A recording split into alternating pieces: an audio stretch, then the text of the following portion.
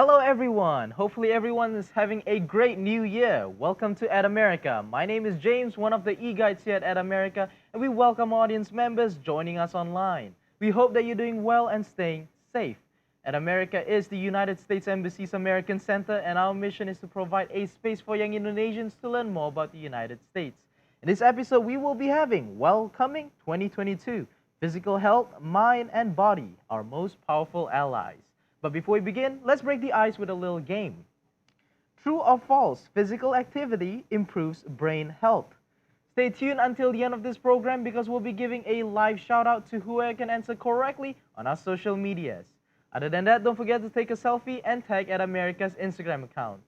And now, without further ado, I would like to invite our moderator for today, Mbak Kanina Priyatna, CEO and co-founder of The Self Hug. Mbak Kanina, the stage is yours. Thank you, James. Thank you again, Ad America, for having us. We're very excited to be here with all of you. First, maybe I'll just introduce myself quickly. As mentioned, my name is Kanina or Nina. I am the co-founder of the Self Hug, which is an Indonesian wellness company that helps people nurture personal growth and productivity in their daily lives through wellness tools and programs. So, among the wellness tools that we offer, currently we have a 3-month physical guided journal, which helps you to build positive habits called the Self Reflection Journal. And an example of wellness programs that we offer is an event specifically like this, where we bring our partners together to share with our audiences more about wellness related topics, where we try to also balance between sharing theory and also practice. So, there you go. And before I introduce you to our two amazing speakers for today, I would like to discuss a little bit about why we chose the topic in the first place. So, mind and body are most powerful allies. We decided on this topic because the momentum is very fitting. You know, we've just entered into a new year, and often this comes with welcoming a lot of new resolutions, a lot of new intentions. And through the session, we really want to help you to commit to the changes you want to make in your life.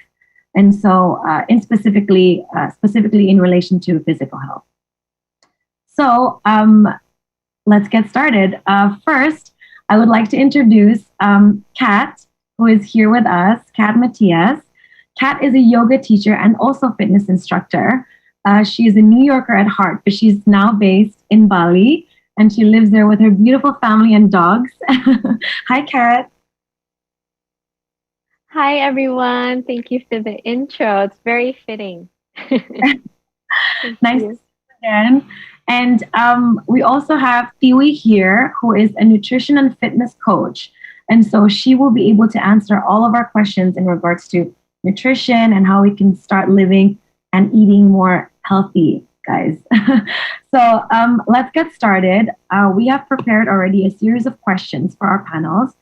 And at the end, we'll have an additional Q&A. So if you do have any questions, please do share it, and we'll get to that at the end of the session. So, right, I think when we talk about wellness in general, it's sort of a concept that people understand, but it's sort of tough to really wrap your head around because it's so intangible, right? So I would like to start by asking both Kat and Tiwi actually, what is wellness according to you girls? Maybe Kat can go first. Yeah, thank you. I agree, Nina. It's a big concept, and often when we think of wellness, we think of a healthy person, right? But there's 8 dimensions or 8 pillars of wellness. This is things like your social health, how you are with friends in your relationships, financial, occupational, there's mind, body. So it goes on. It's not just one aspect of your life. But when you think of wellness instead, think of a harmonious balance where you are aware of everything you do in your life. When you think of someone that is not in their most well part of their life, they might be more scattered, a little unfocused. So think of someone in balance, and that is wellness. That would be our goal. What do you think, Theory? Yeah, I agree with Kath. I mean, like wellness is for me personally, I think it's a body and mind and soul experience. So like when you're on top of your game, we can say that your body and your mind and your soul are all in balance. That is wellness. But maybe in nutrition itself, it simply can be it can mean like we're being aware of what we eat and how it affects our mind, body, and soul again. So it's not just a body experience. What we eat maybe comes from the mouth, but how does it make us feel after that? And how is our experience? Does it trigger our anxiety, or does it make us maybe sleep better? So like in a way, we're telling that we're more aware of what we consume. That's more of the nutrition side of wellness. Yeah, yeah, I agree. And I think an important takeaway when you talk about wellness is also that it's kind of like pieces of a pie, right? So you have to be able to develop on all these different dimensions to achieve this so-called well-being. And it's also very subjective, I would say, right, for each individual.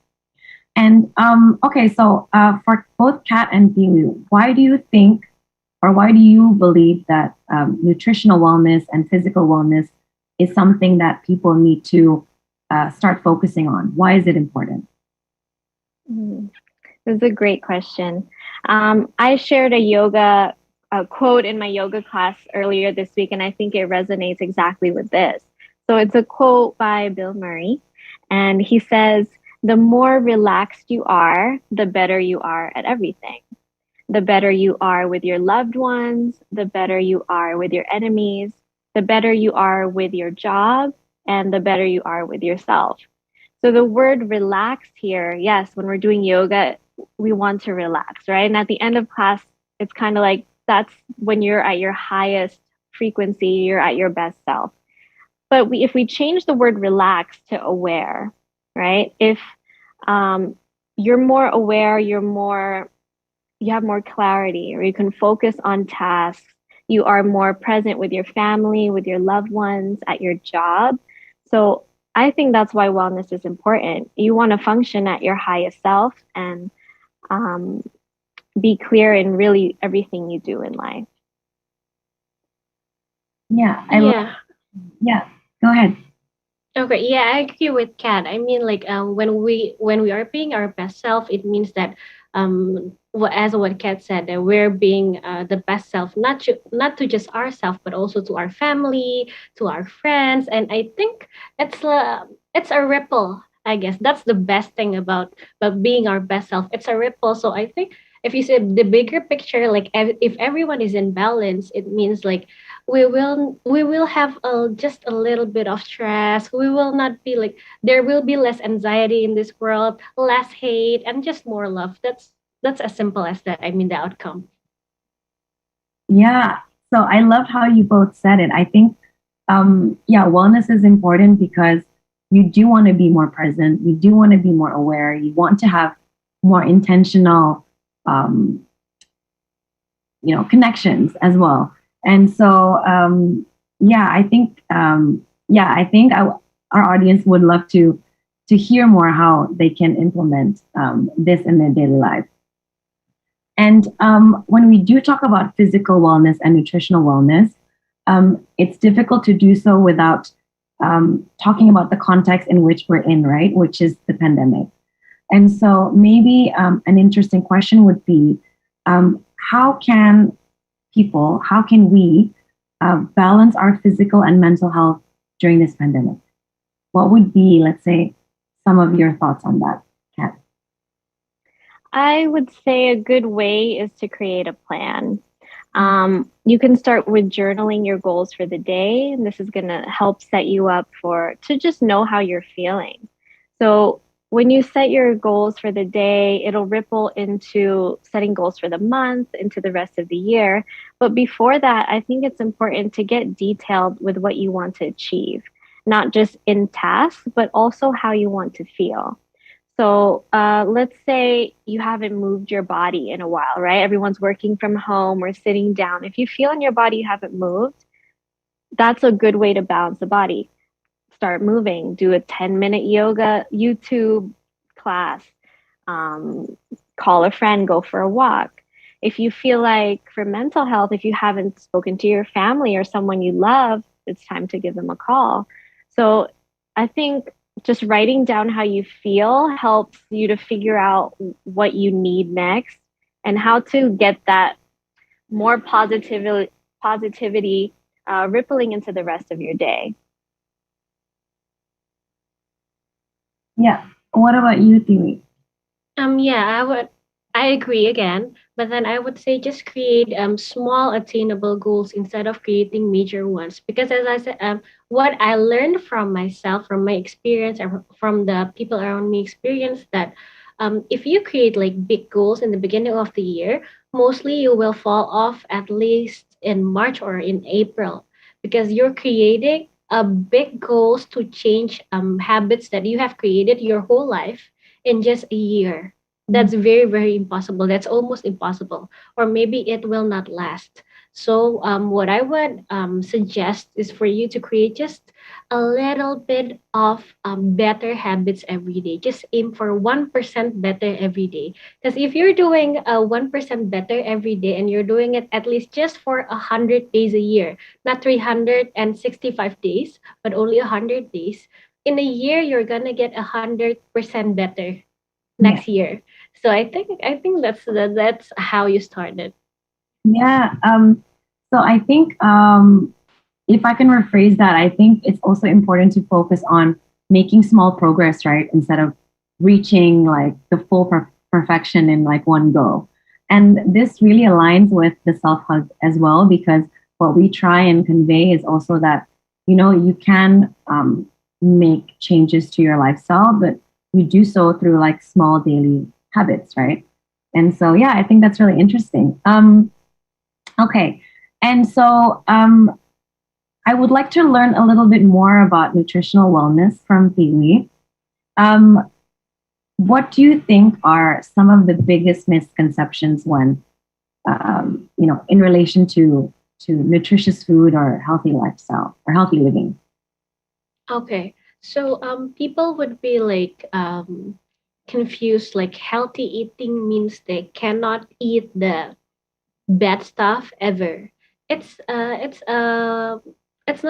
not a good mindset to start with because for me what I learned as well that there's no such thing as bad foods and good foods. All foods are the same and there's just difference of less nutritious foods and more nutritious foods. And both you can eat both, but both are our options. Like do you choose the more nutritious foods or do you choose the less nutritious foods? What I like to do is I like to balance those two because you would say that's all our soul foods, especially in Indonesia, those are the less nutritious foods. But those are good for my, you can say for my mental health, right? Because they're high in sugar, they high in carbs, but I know they're not gonna give me my organs good in the long run. So what I would like to balance is 80% of the more nutritious foods and 20% of the less nutritious foods. You can put it this way: if you eat like 5 times a day, 3 times big meals and 2 times snacking, you can pick at least one meal when you eat one less nutritious foods. It means that you're only spending 20% of your day eating of the less nutritious foods, and you're spending 80% of your day eating the more nutritious foods. What people get wrong is nutritional wellness doesn't mean that you have to give it 100% of the time. Okay, because perfection is um is hard to achieve, one, and once you achieve that it's hard to maintain. So please maintain for prioritize your sanity. So please just aim for 80% more nutritious foods of the time. Okay. And for some people, they think that if I have to eat healthy food, it means that I have to spend a lot of money. So maybe we can talk about this later that maybe you can start shopping for your food instead of shopping for your meals. So that's two different parts. Maybe we can talk about that later. But yeah, clean eating is not equal as nutritional wellness. Okay, doesn't mean that you eat vegetables all the time. 1 year full you eat just vegetables. It means you're healthy. It's not exactly that. Gitu. Yeah. And What do you think about that, Kat? I think, Kiwi, where have you been all my life? I really needed to hear that. Thank you. I definitely agree. I'm living in Bali. It's beautiful, amazing, but for some reason there are no Filipino people in Bali. There's maybe five for every like 1,000 Indonesians. So I miss my home cooked meal so much that I cook it and it feels good. I get a little sluggish through the day, but it fills my soul. So thank you. I have permission now to keep doing that. Yeah, I agree. Food is fuel. Um, just eat, Mm, enjoy your food, share with people. I always love a good conversation over a really good meal. yeah, So, and yeah. it's for you because you must be teaching like several times a day, right? How Yeah. maintain eating healthy and also kind of giving yourself this soul fulfilling meals. Oh man, it's about balance for sure. I drink a lot of water through the day, coconut water, and I try to eat colorful meals. We are so lucky in Indonesia to have access to all these fruits and locally grown too. So you'll see color on your plate, and there's a lot of options now with more restaurants in the area to provide really nutritious meals. Um, and yeah, I don't shy away from a second plate, let's just say, because I'm like, yeah, I'll just exercise tomorrow. And so far, it's been working, and I feel great. I recommend everyone to do the same. Yeah, everything in moderation, I guess. Yeah. Yes, yeah, definitely. Um, okay, that's good to know. So I think we touched upon this before with Kat when you mentioned a bit about journaling your, before you start your day, right? Mm. Um, can you share a little bit more about how journaling and obviously, physical exercise, how that contributes to your mental health? Yeah. Um, well, when you begin the day, it's a really great time to empty your mind. So humans think many, many thoughts in just one day. You have thousands and thousands of thoughts. So it's like one thought, if you can imagine, is like one cloud in the sky. And the cloud and the thought is just moving. And then there's another thought. And then you have all these clouds that you don't know what to do with. It just keeps coming. But when you write it down, it's sort of like planting the clouds on the ground for a moment. And then you can look at what you've written and digest. What is a recurring thought? What do I tell myself every day? What is a conversation with someone that I keep replaying in my mind that you don't need space for that, right? In your awareness. Unresolved tasks, things like this. So when you write things down, it helps you to understand or make sense of the words you assemble. And when you write things down, you now have the power and the intention to act upon it, right? So they say words turn into action, and it starts with your thoughts. So I think journaling has really helped me, especially this year, to gain more clarity. I learned a lot about myself. Yeah, I agree. I mean, one of the main reasons why we love journaling so much is because it really does help you to kind of clear your thoughts and structure your thoughts and understand yourself better so that you can go about your day feeling more positive, more open, and this has an effect on people that you surround yourself with as well. So yeah. And what about you, Thiwi? What do you think about journaling and mental health and nutrition and how all of that works together? Yeah, same with Cal. So I also just started journaling maybe this past few months, and I see that sometimes, as usually, not all people like to talk about what they think or what's happening in their life to other people. Some people may like that, but some people like to suppress their feelings. And I think journaling has helped a lot of people to not suppress their feelings, because from my experience as well, suppressed feelings will come out in very very ugly ways, right? Sometimes it comes out as like maybe digestive issues, or maybe hormonal issues, or maybe muscle ache, muscle pains, that they can show up in very ugly ways. So I think journaling is a channel to help us um, get things out of our system and get it clear every single day, have it reset every single day. And I think that's very important, because if you do it consistently, it's like a compound of things that you release that may have come out in very ugly ways in a few years, and maybe 20 years, if you haven't done journaling starting from now. That's what I thought. Yeah, and I think one of the great things about journaling is also that there's no real structure, right? You're kind of free to write about whatever you want, whenever you want. And yeah, I think that's just a great way to kind of not suppress any stress or feelings or any trauma, I guess. Okay.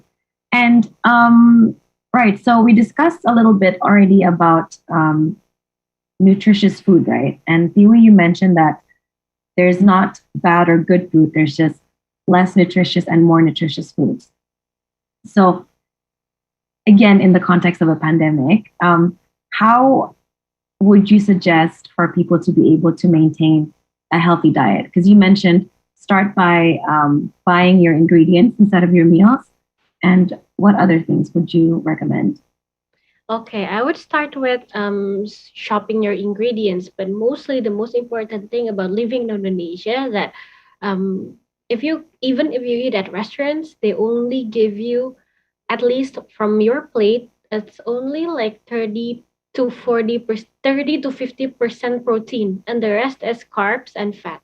So that's the first problem. I think you need to shop for your protein. So even if you shop outside, even if you like have your food delivered, you can add your own protein, because protein is the building blocks of our body. So it's really important, not just for our muscles, but also for all of our cells. And we are constructed from millions of cells, and they regenerate every single day. Every second, our cells are regenerating, and they need protein to do that. So if you are lacking of protein, it's very very dangerous. You may not feel the consequence right now, but you will feel it maybe in 10 years, in 20 years. So I would suggest would start to maybe start shopping for your protein, maybe on Saturday or Sunday, and try to create like meal plan, not like meal plan, a boring meal plan like today chicken breast and boiled vegetables. They are boring and you're not going to enjoy your food. Just create a relaxed meal plan where you know you will eat sufficient protein. That's enough. Sufficient protein, and maybe lean protein, so less fat. So maybe like you can, if you want to eat beef, you can have like tenderloin, and maybe if you want to eat chicken, maybe you prefer chicken breast, but you don't have to boil your chicken breast. You can still cook it as your soul food, but maybe use the breast like that. And make sure to at least eat one plate of colorful meals every single day. At least one colorful plate. It doesn't have to be salad. Okay, maybe for Indonesians, the easiest thing, maybe eat gado-gado, or maybe you can eat like chicken. If you like to buy your foods locally, maybe you can try to eat like chicken and lalap.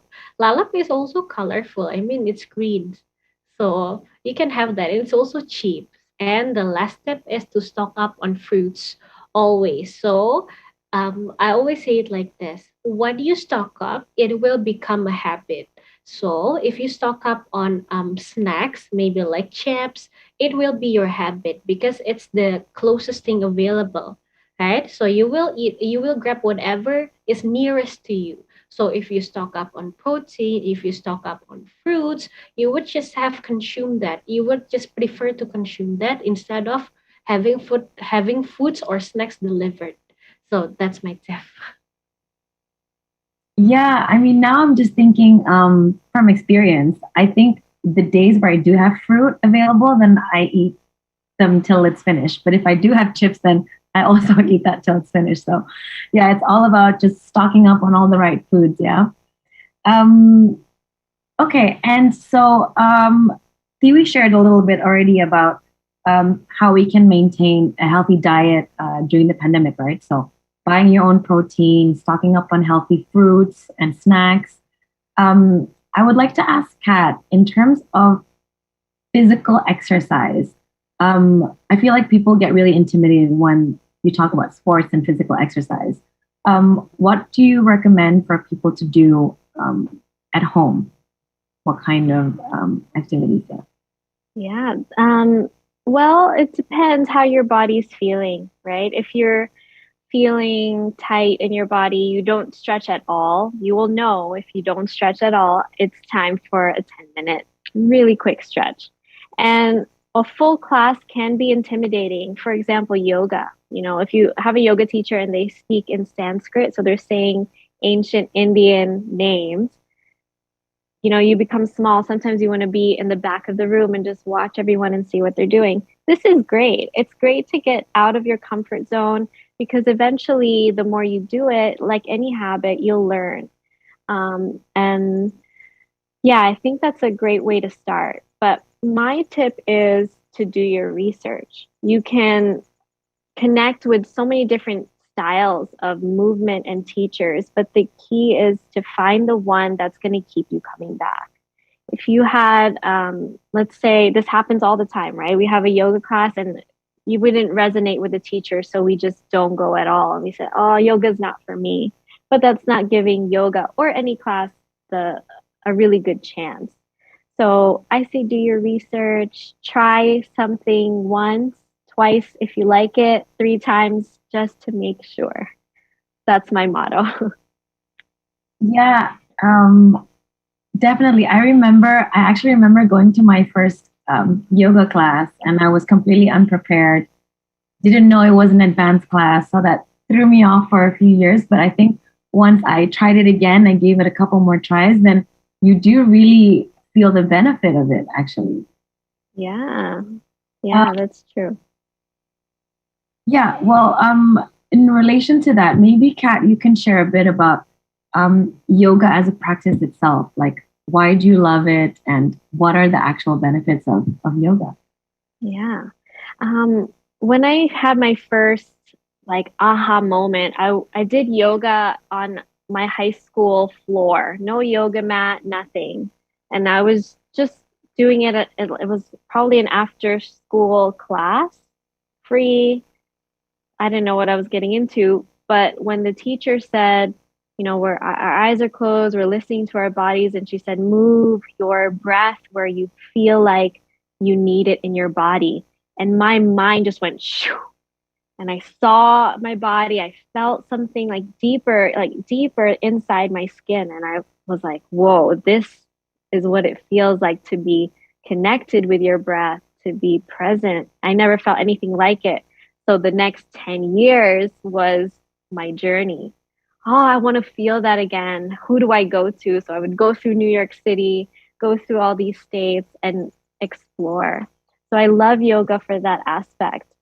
When I first started taking yoga, it was an escape from my life, which that's how a lot of people who are really connected to yoga, that's how they find it. Usually they're in a dark place or they just are not in their best self. So yoga is almost a tool to help take you to another state of mind, another state of being, to your higher self. It was the same for me. Um, but when you find yoga, it doesn't become an escape, right? So just like journaling, you're not trying to get away from something, you're trying to get in it.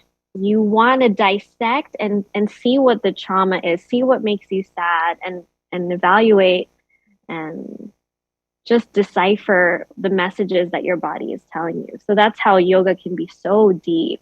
And it doesn't have to be that emotional for everyone. It could be, yeah, I love a great stretch. And that could be yoga for you.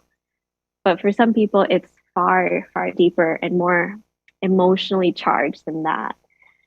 So that's why I love it. I love teaching it. I love seeing my students just light up and feel something that they never felt before, to feel strong, to feel empowered, to think, I never thought I could do that.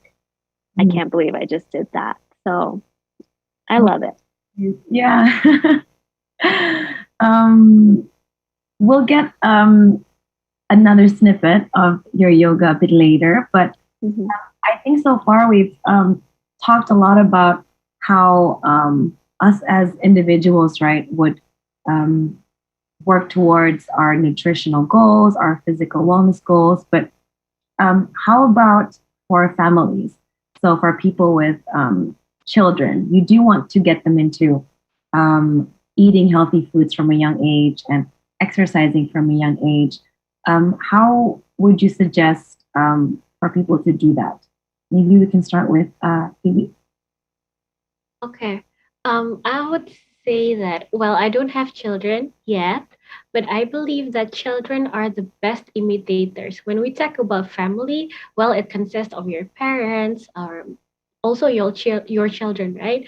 I believe that everyone in the family are imitators. Even we, like me, when I was a kid, I was my mom's imitator. So what my mom did, it's like, oh, I'm supposed to do that. So that's the good thing to do. That's what we thought, right? When we were kids. So it goes the same way right now. So we have to be the best imitators for our family so they can follow what we are doing. If we just tell them, like, you should start eating healthy, you should not eat this, you shouldn't eat that, they're not gonna do that because you're like, you're not showing what they're supposed to do. What I would suggest is try to do something that they would follow that's easy. Maybe, for example, to start with, maybe start by showing that you cook your eggs every morning. That's very simple, that's very easy, and you eat your eggs mindfully at the table every morning. You're not in a rush, you're not skipping breakfast, you're just enjoying your morning every single day. Slower or later, they will join you. Maybe they will start with oh, so why you do that? Why you eat eggs every morning? What's it gonna do to your body? And they would start imitating you. Maybe like, okay, maybe can you cook eggs for me as well tomorrow? And they will imitate that. And over time, that will adopt the habits. Okay, so I would say less lecture and more actions. Get them curious first, and then show them the heavier stuffs. Maybe like next time, ask them to join you for groceries. Maybe next time ask you to join you, like, do you want to prep dinner with me? And next time, maybe like you ask them, or maybe you try to eat salad in front of them. They will get curious. If you just tell them, like, you have to eat vegetables, but you're not eating vegetables every day, you're just have your foods delivered that are junk foods maybe, but you're not even eating vegetables yourself. So maybe start with something that they can adopt that. Yeah, I think that's a very important point actually, because kids from such a young age, you do what your parents do, right? So that's definitely a very good suggestion. But I guess it's also tough on some parents, right? If you built that habit your entire life. And how about getting kids excited about physical exercise, Kat? How would you do that? I think same like Dewey, right? You want to set an example. I don't have many kids around me, but I do notice my friends who have kids, they bring their kids to the gym and they see their moms jumping around and they're inspired. Now they're jumping around or like, look what I can do, you know?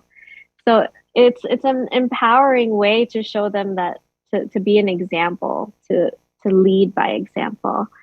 Um, I mean, kids these days, they're on the tech stuff. So getting time outdoors is a really good way to get them moving. If you can, get them on the beach or have them in nature, it's a good time to soak up vitamin D and just get their lungs and their heart pumping. Um, yeah, I think that's a good way to keep them active. I'll let you know when I'm more experienced, when I have a little shadow of me running around one day. Yeah, definitely. I think the same kind of mindset and concept applies, right, to starting positive habits or getting your kids to start positive habits is by, yeah, leading by example. Um, so, okay, since obviously now we are doing an event with Ad America, I think it would be interesting for us to explore a little bit more about the American way or the American culture, right? So, um, in the U.S., Kat, maybe I'll start with Kat. How do you think? How are people's attitude there in regards to um, setting New Year's resolutions related to physical fitness and physical health? I think it's interesting, and it could be the same in most Western countries in the world, right? In December and January, you can see the most sales. I'd be almost afraid to see the numbers, but you would see the most sales in activewear, detox diets, meal plans, gym memberships, private training. People want to be active, and it's this season of new beginnings. They want to crush goals. It starts like really high and it goes bing, and then you do a couple of these, and then next thing you know it's December and you do it all over again. So in that the spirit, right? Sometimes what I notice is that you can get burnt out from that spirit of crushing goals. So what I want to remind people is that if especially if you're looking for physical change, not to give up when you don't notice anything is changing. Because it can take up to 8 weeks for some bodies until you see a visible change. But Yeah. you have to stay the course and don't give up. So if your goal, in which many people all over the world, their goal might be to look like someone else, to Mhm. look like a celebrity body, to look like a certain athlete. If that's your goal and it's not lining up and you're not achieving it, that's a really easy way to give up. But if you change your intention from trying to attain outward beauty to more of something like self love, right? That is the change that's really going to change you. It's really great to start strong, but consistency is the key. And the future you will thank you for the work you did today, every day, all these small habits that we talk about. That's what's going to take you to the better version of yourself. Yeah, I think the toughest part is just sticking to it, right? Mm, Starting anything new is a bit scary. You don't know if you have the skills. You have to consistently put yourself out there and feel uncomfortable. But at the end of the day, it's like by doing all these steps, right, that you can mhm. better. Yeah. Yeah, and Thiwi, what about nutrition in the States? Like, how is the culture there and the attitude in regards to eating healthy? Okay.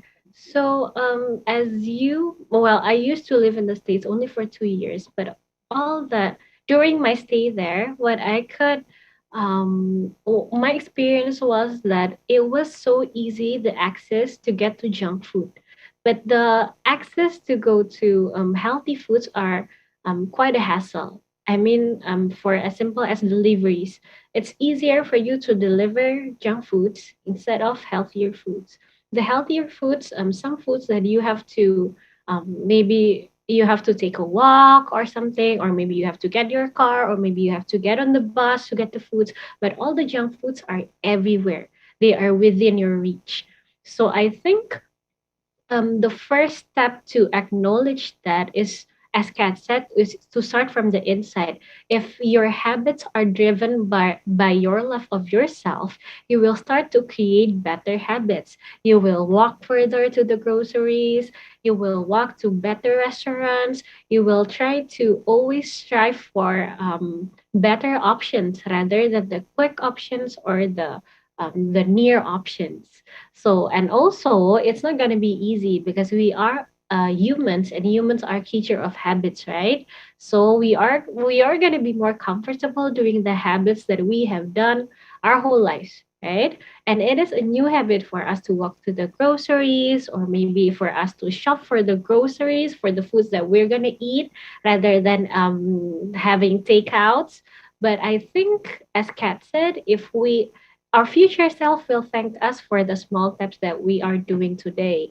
And as I said in the beginning, it's always good to aim for just 1% better every single day. And it will accumulate thousands of times in a few years. So don't go for the big stuff, just go for the small stuff. Maybe walk a little further, maybe walk a little longer, maybe add 1% better, maybe try to add just a small grab of green to your meals. Don't go for like, I'm not used to eat like a lot of greens, for example, and you're like, okay, this year I'm gonna go on a diet. I'm gonna eat a lot of vegetables, but you're not experienced in eating vegetables. One, you're gonna get digestive upset. Two, you're not gonna like it because you're not used to the taste of the vegetables. You're used to the taste of the processed foods. So aim for small steps, and those small steps will add up as bigger steps. That's my message. Yeah, I think that's definitely something that we all struggle with, right? It's kind of like how much effort do you want to make? Taking that walk for some people sometimes is a bit hard. But yeah, definitely. I think if you do, you change your mindset or you change your own mindset in regards to what you feel you deserve, I guess, in a way, then you start making conscious decisions to achieve those goals. I'm also talking to myself, by the way, as I'm saying this. But okay, so perfect timing. I think now we can already start looking and answering questions from the audiences. Let me just take a look quickly to see if anybody. Yeah. Okay. There is a question. I think both of you can maybe answer this as well. So, how do we, or what should you do if you do not have time? Right? That's kind of the issue with a lot of professionals nowadays, right? You don't have time to go to the grocery shop. You don't have time to do a 15-minute yoga. What would you suggest to these people? I have a tip. Well, of course, get up earlier if you can. But most professionals are overworked and they're tired. So, a good way to ensure that you will move, and I love this tip, I've been using it for the last few months, it works great, is to set yourself up for success. If you want to move, dress like you're going to move. So, put on your shorts, your shirt. The odds are something's going to happen, right? But if you're not prepared, you're wearing your pajamas all day working from home, you're going to do exactly what people in pajamas do when they're at home, lounge. Yeah. So put something on, put your shoes on, and just see what happens. Hope for the best. Make a plan. Hmm. Wake up earlier and be dressed. Yeah. Yeah. Okay. What about you, Theory? What do you think? How can people who don't have time, I don't know, cook more or prepare their groceries better? Okay. So there's actually two easy ways for beginners. One way, if you have the budget and you really don't have time to make anything or to go to the groceries, maybe you have a family, you have a baby in the house, well, I suggest you do catering. Hmm. Especially in Indonesia, we have a lot of caterings available that can cater to what your family needs. Maybe more protein, you can request more protein, less fat. We have a lot of options. That's when you have the budget. But for some people, it and obviously it's cheaper for you to shop for your protein yourself, right? So I suggest, if you don't have the time, well, people, even professionals, have 2 days off, right, every week. So I suggest you do grocery shopping just for the protein, and then cook your protein and stock up on your fridge ready to eat at least for the next 3 days. So at least you have guarantee that the next 3 days you're gonna have enough protein, even for just 3 days, because compared to like 7 days, you're not gonna eat a sufficient protein. It's better to eat just 3 days of sufficient protein rather than 7 days of nothing. So do the small stuff and do the hard stuff. That's my suggestion. Yeah. And I there's an interesting question here actually from Instagram. Um, for Tiwi, do you have any tips for a vegan newbie? Okay, I was a vegan myself 2 years ago. My suggestion would be listen to your body, because not all bodies can accept the vegan diet. For some bodies, it will be too less of protein, because there's two types of protein: complete proteins and incomplete proteins. The complete proteins are only available from the animal proteins, animals and dairies and those stuffs, animal related proteins. And the vegan proteins are incomplete proteins, and not all bodies can adjust to incomplete proteins, and you are prone to lack of iron in vegan diet. So you have to check, you have to get your blood check regularly. If you have your micronutrients are lacking, if there's possibilities of micronutrients lacking, so you better have blood get your blood checked up maybe every 6 months. So then your doctor, it's not my specialty, but your doctor can give you instructions or on what supplements you can consume. Okay, so first you have to listen to your body. Is there any change in my energy? Is there any change in my sleep quality? Is there any change in my strength if you're doing fitness or training? So you have to assess yourself before you change diet, like contrast diet to your previous diet. That's my suggestion. Maybe a question related to that. So, for instance, if because I'm not vegan, if I were tomorrow to be okay, I'm gonna fully be vegan. Is there a way for me to do it like um, progressively, or what do you suggest? Um, Okay, I think there's no such thing as progressively vegan diet, because it's Oh. no, I think because it's like when people make the conscious decision to go vegan, it's like they cut everything animal related in their diet. Mhm. But your body, again, your body is an ecosystem, right? And when you're changing your diet from one to another, it's like your body is in contrast changing the ecosystem. It's Mhm. like a fish. They used to live in the sea. Now they have to live in an aquarium. It's a change of ecosystem, right? So that fish needs to adjust. And that's what I'm telling, that you have to know, is the fish going to survive in aquarium? So it's on trial and error. You cannot be so um, ideal with your body. What Yeah. you want sometimes cannot be executed, because sometimes your body doesn't agree. So you have to make a little adjustments, and it's always a trial and error every single day with your body, because we're always, even like we're women, we have different hormones every single day, we're in different phases, so everything will change every single day. So that's it. That's so interesting. Okay, so there's no such thing as progressively turning vegan. Okay. All right. There's another question again from Instagram. I think this, I would love for both of you to answer this actually. Uh, do you have any tips on how you can stay consistent on maintaining your physical and mental health? What do you think, Kat? If there's any way you can stay consistent, this Yeah. is the age old challenge, right? You kind of get bored and you switch your hobbies. I have a lot of hobbies, but I'll go through stages where I want to do one thing and just do that thing fully and then change my hobby to something else. Um, so I think to stay consistent is to grab a buddy.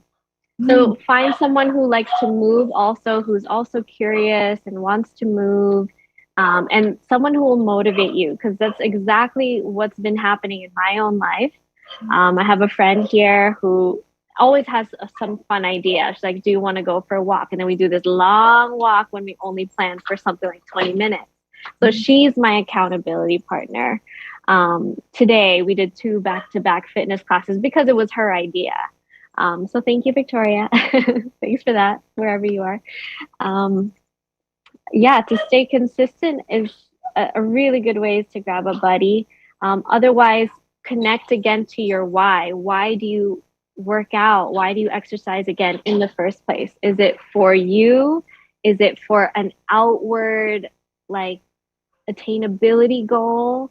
Right? So connect back to your why. Remind yourself that you do it to feel balanced, to feel good, um, to get your hormones moving. And I think just make sure that you are inspiring yourself too.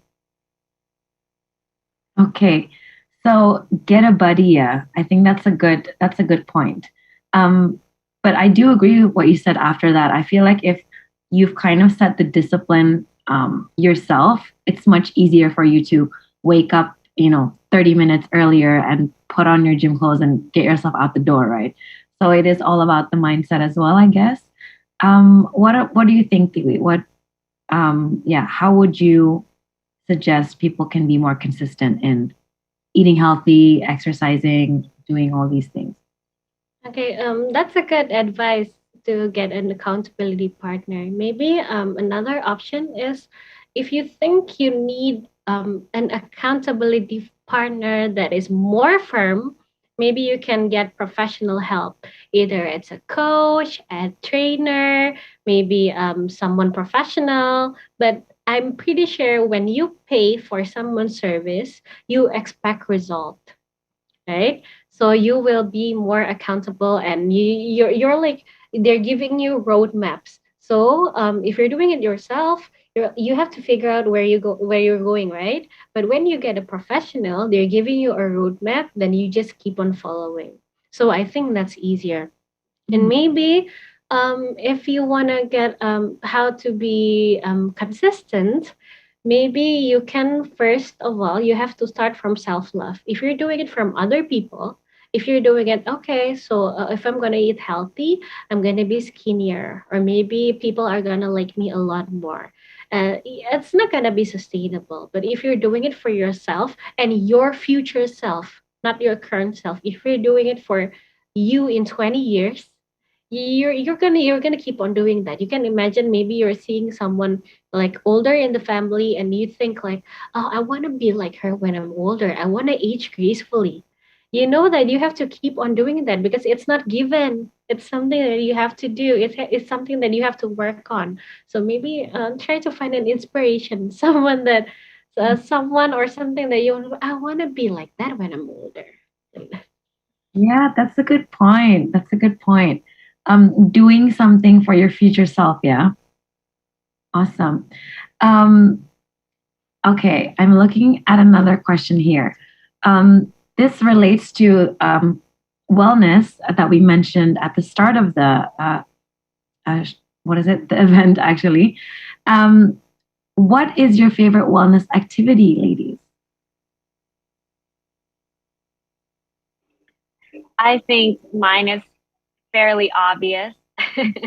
I love, um, there are a lot of people that can go to a gym and use equipment and have a good workout and go home, but I love group activities. So I love to attend group classes. I like being guided. As a teacher myself, I like when my brain is shut off and I'm just doing what you tell me to do. So I get to be with my breath, challenge myself without talking. Like I'm really there to for me, but also enjoying the quality of energy around me too. It's like one whole, like, almost like this fire flame rising, and we all have the same goal. And that's exactly what it's about. It's when you don't want to punish your body, right? You want to celebrate your body. And I think when you go to group classes, like group yoga, you get to feed off of that energy, whether you know it's happening or not. It's just something that happens collectively. So that's my favorite wellness activity, is to move my body. Yeah. Yeah, I mean, definitely. I think if you go to group classes, it's like having 10 accountability buddies next to you, right? So when you think you can't do a certain pose, you kind of push yourself a little harder. So Yeah. I agree. I love it as well. And what about you, Tiwi? Okay. So I'm a quality time person. If you're aware of the love language, I'm a quality time person. So what I what I love to do, my favorite wellness activity is I do everything myself. So like I really love strength training, and I think that's a me time. That's a quality time for me. I do that slowly. Like I get to do experience the brain muscle connection. That's my favorite thing to do. Also, my favorite time to do, also because I'm a quality time person, is meditation.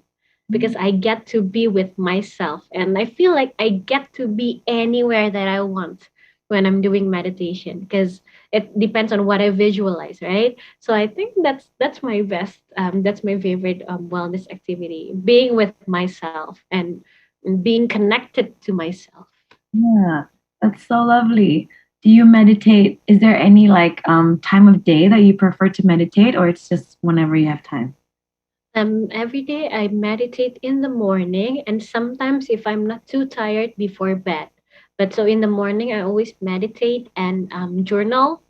Mm. And at the end of day I usually have my breath work. But after that, sometimes if I have time and I'm not too sleepy, I meditate again after that before bed. I think that's yeah, I think that's an ideal morning for me. It's never happened yet, but just to wake up and not grab my phone first thing. Yeah, I need to. This should be my 2022 intention.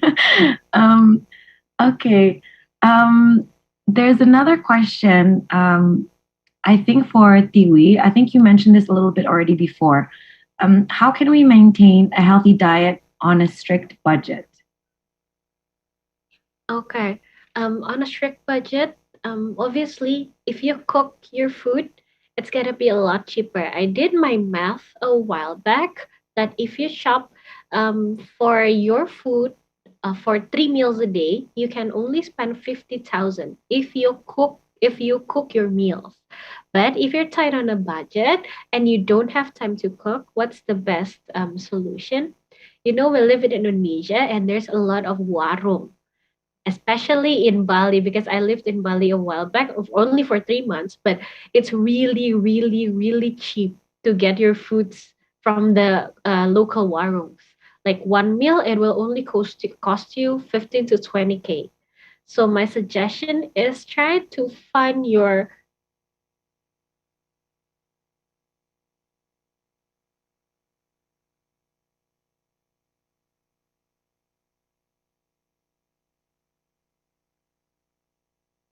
warungs, but not warung padang, right? Because warung padang is like heavy on fat. So maybe try to find local warungs that sell a variety of vegetables, um, vegetables, fats, and also carbs. Uh, Hmm. opt for four of these in your everyday meals. Right. Okay. So yes, I think Jason asked this question from Instagram. So you can definitely check out the local warungs and get cheaper ingredients and even meals there. Um, okay.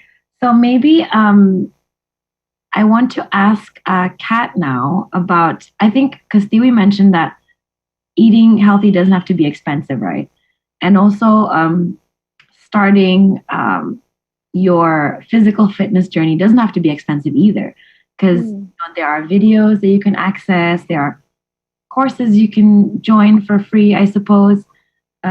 Yeah, what are the other types of accessible kind of physical fitness routines? Yeah. On free, right, to that topic, there are a lot of gyms that offer free trials. So you can try different movement practices and take advantage of that offer. Um, yeah, there's a lot of online stuff. And also, if you look up gym memberships, it's going to come at a bigger discount than drop in classes. So when you're committed to that change and you've got a plan, there's a gym that resonates with you or a studio, then it might be time for you to commit to that gym membership. It might be like a month membership. But like Tiwi said, when you pay for something, that's when you value the time of that person, you value your own time, and you want to make sure that you get there, right? Like if you pay for something and you don't use it, you're going to feel pretty upset about it. So when you make that conscious effort to pay for something, you value it. So that's a good way to get it in. So other free things, I mean, online courses, yoga on YouTube, there are an abundance of classes there. Also HIIT workouts, those are good ways to move too. So you're not moving just your body.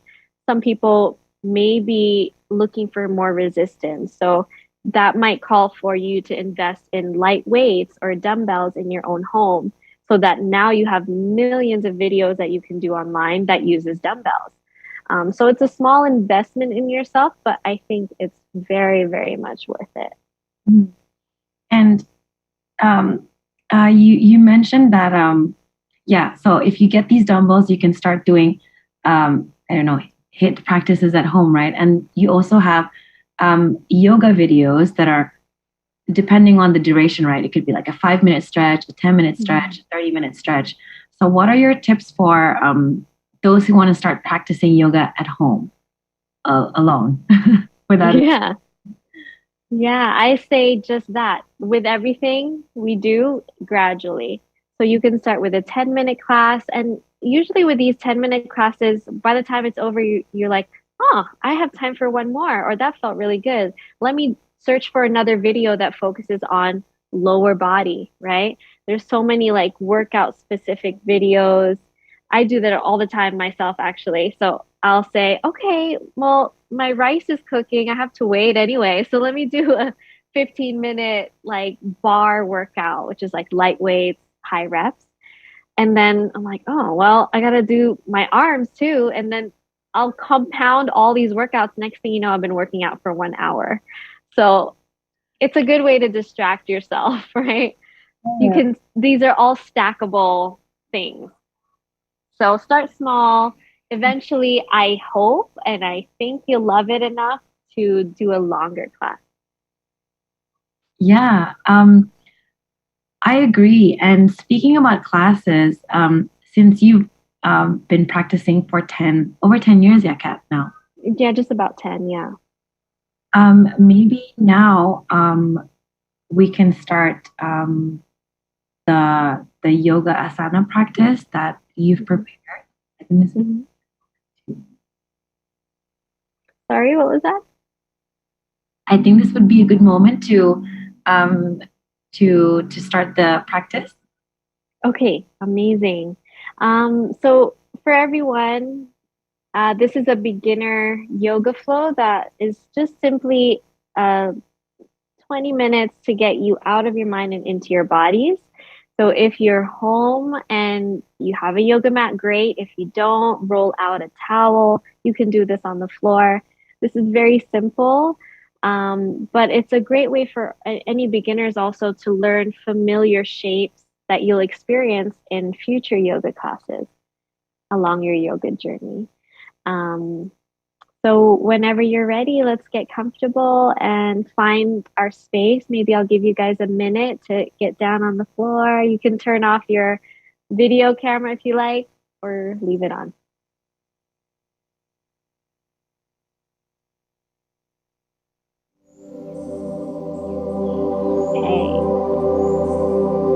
All right, everyone. Can you hear me okay?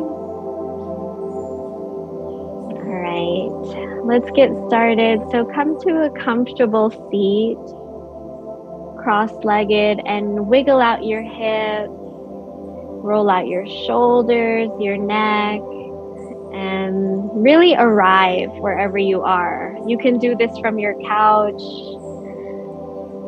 but eventually, hopefully, you'll roll off the couch and get on the floor. Place one hand over your hand, one hand over your belly. Close down the eyes, and let's take a few deep breaths.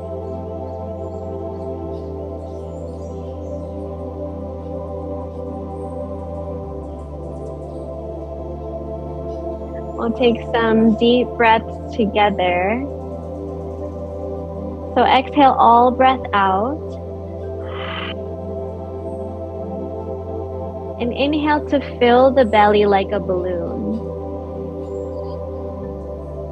Open mouth, make some noise. We'll do this just 2 more times.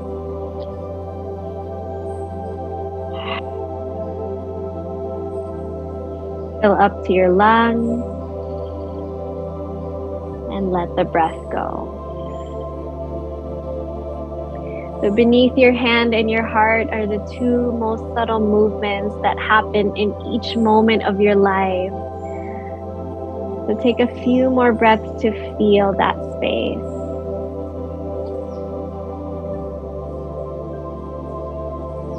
You all are home, and I hope you're comfortable to let out some sound out of the mouth if that feels good. And we'll start to wiggle the fingers, wiggle the toes. You can wiggle your nose. Keep your sit bones, so the bottom bony parts of your pelvis, keep it down on the ground and walk your arms forward, bow the head down into a forward fold. You may feel a stretch in your hips, along your back body. Some of you may feel this in the back of your neck.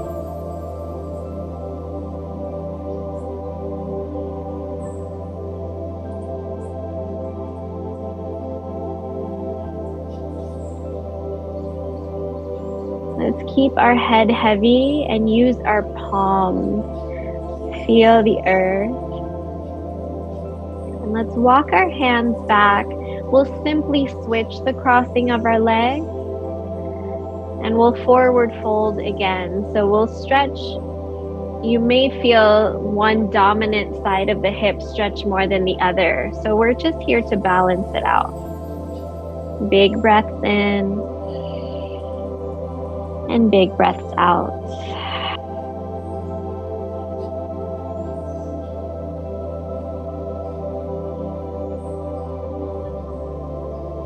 As we move through this short flow, I want to remind you all that it's not about how you look in your body or how perfect the shapes have to be.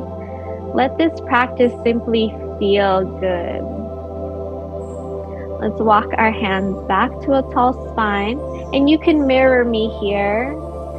So left hand down, right arm up and over. If your neck feels okay, you can lift your gaze up.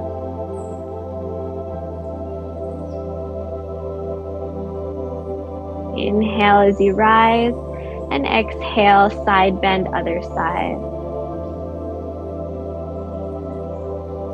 Breathe more into your lungs. Feel your rib cage expand.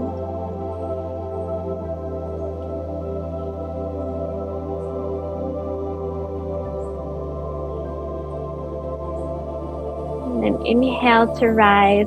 We'll come into a tabletop, so on all fours. Knees under your hips, palms under your shoulders, spread the fingers wide. Here's the infamous cat and cow. Drop the belly, lift the heart as you breathe in. Round the spine, chin to chest as you breathe out. Now just continue to move with the pace of your breath. Exhale to round. Inhale to lift your tailbone, pull your heart through your shoulders. And exhale to reverse, pull the back of the heart up to the ceiling. A few more times. You can move slower than me if you really love how this feels in your body. Each time we breathe is an opportunity to get deeper into the shape.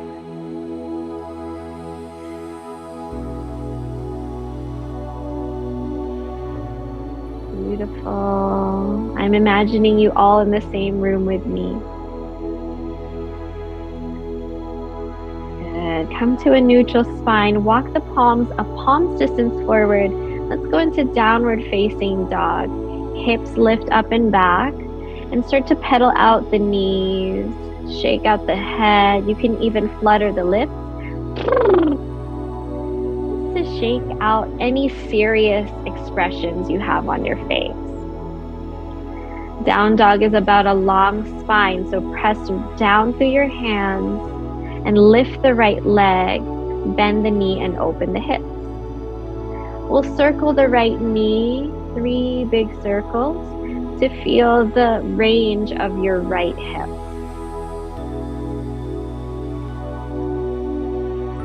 Let's set the right foot down. Keep the shoulders stable here. Left leg reaches high. Breathe in. Exhale to bend. Circles with the left knee in one big motion.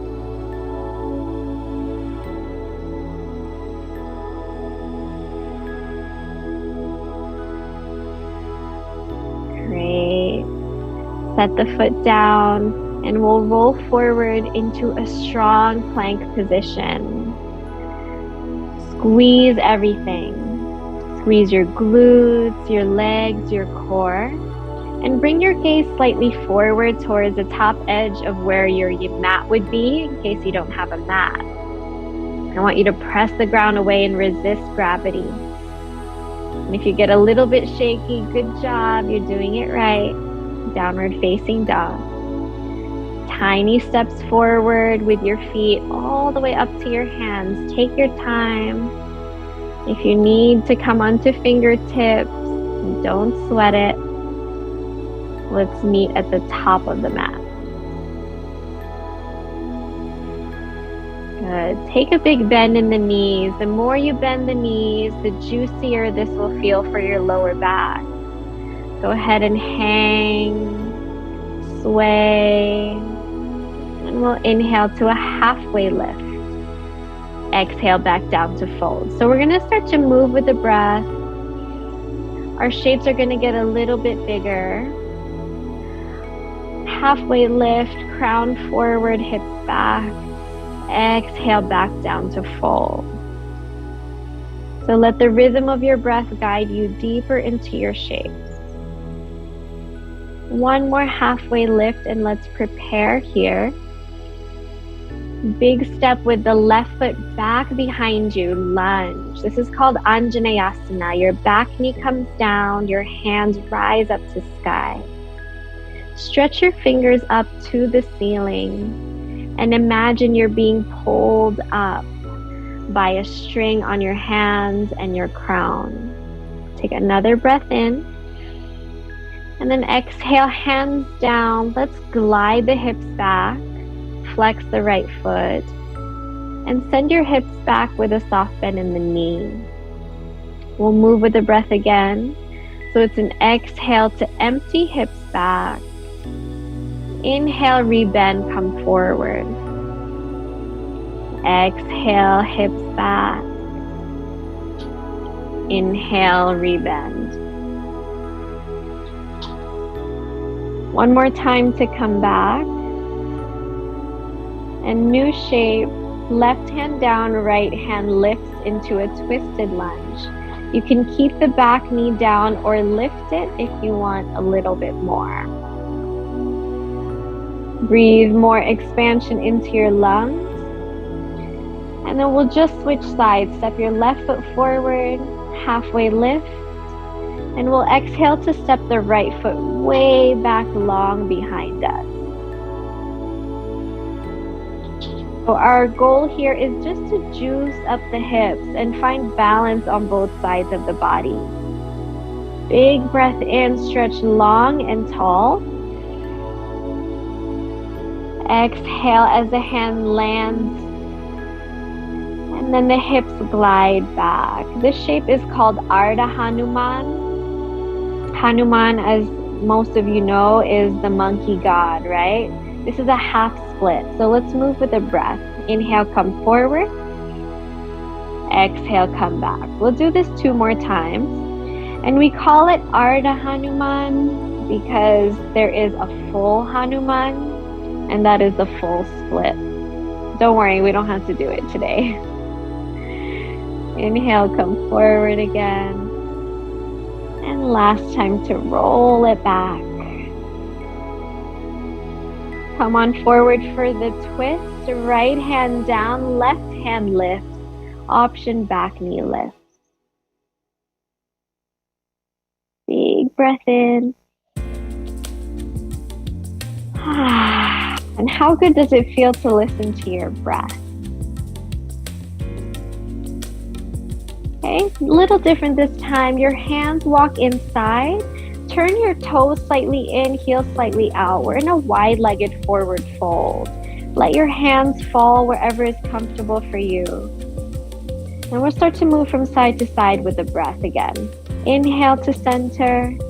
Exhale, bend one knee. Inhale, center. Exhale, bend. Send the hips back away from the crown of your head. And just go deep enough where you feel this juicy experience in your hips, the inner thighs.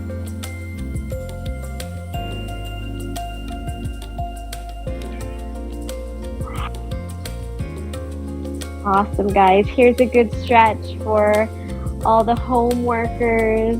Interlace your fingers behind your back and let gravity have your head, your ears, your arms, your hands. We find ourselves always shrouded forward, slouching forward. So this is a good way to open up the front of the chest and the shoulders.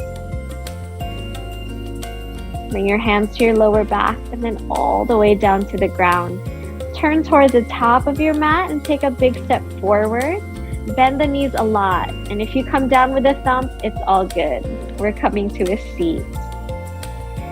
Find a long spine, core in and lean back. This is Navasana or boat pose. Lift one foot and then the other. Your hands can either be on the ground for balance. It can be on your thighs for support. Or for a challenge, arms forward. Maybe legs extend. Keep your gaze lifted, your heart lifted. Breathe, smile. You got this.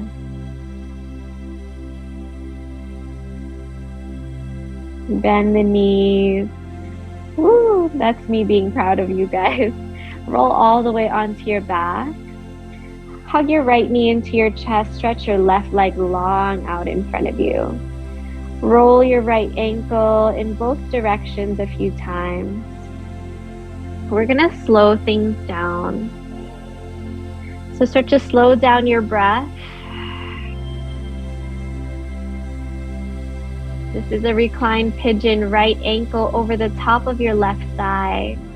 Now here I'm holding on to my shin, but if you can't reach, you can hold onto your left hamstring.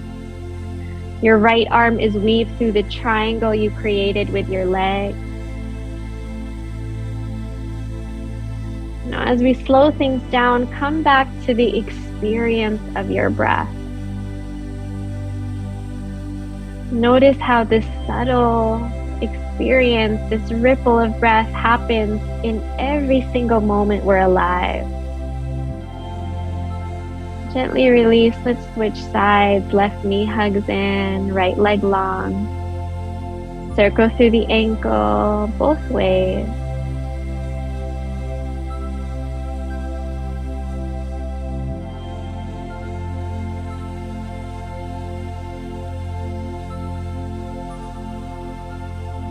Find your pigeon here. Flex the left foot, left arm through, and hold on to whatever you can.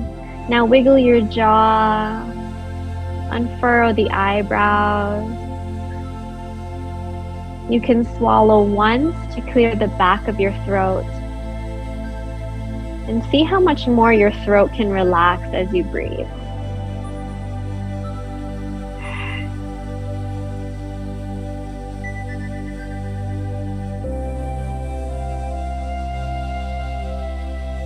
Start to sigh out of the mouth.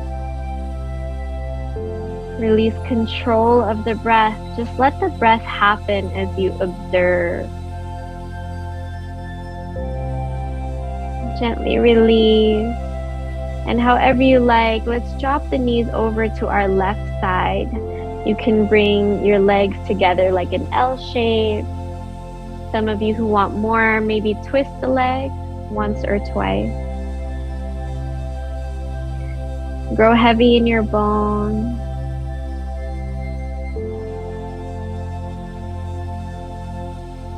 Grow soft in your face. And then other side.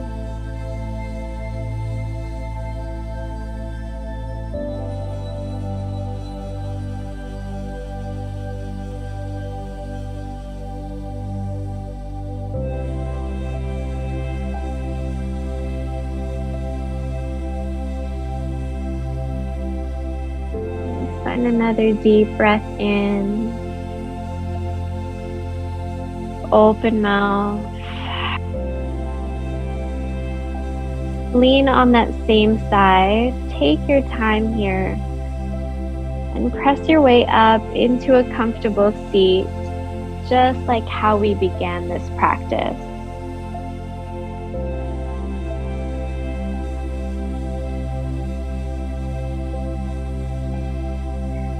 Place one hand over the belly, one hand over the heart. Remind yourself that you have everything you need right under your palms.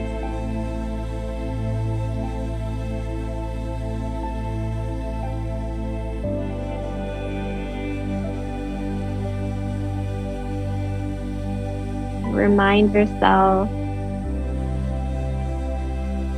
why you came to practice today, why we all came together globally. Let's rub the palms together, create some heat and energy between the hands. Keep the eyes closed here if you can and just listen for the cues.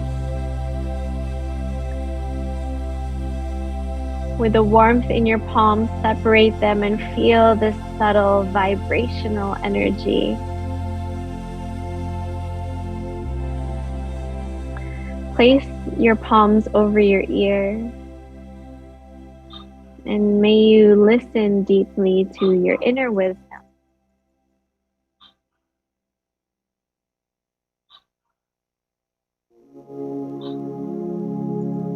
Let's rub the palms together again, create warmth.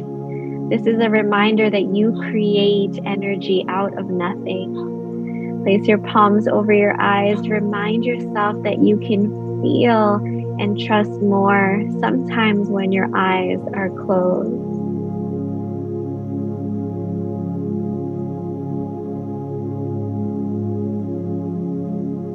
And one more time, rub the palms together. One hand over the heart, one hand over the belly. And notice any difference between this seat and the first one we sat in together.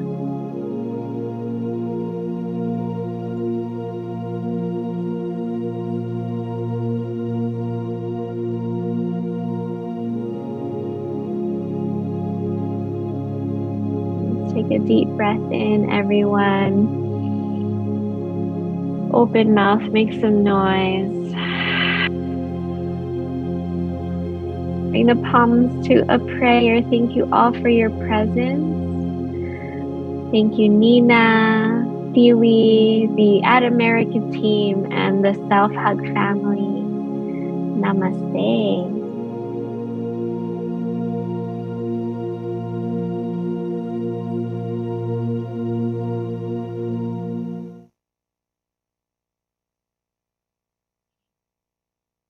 Ah. That was a very relaxing 20 minutes. Everybody enjoyed that. And I think this completes our session for today. I would like to give a really big thanks to Thiwi and Kat for being available today and sharing everything you've been able to share.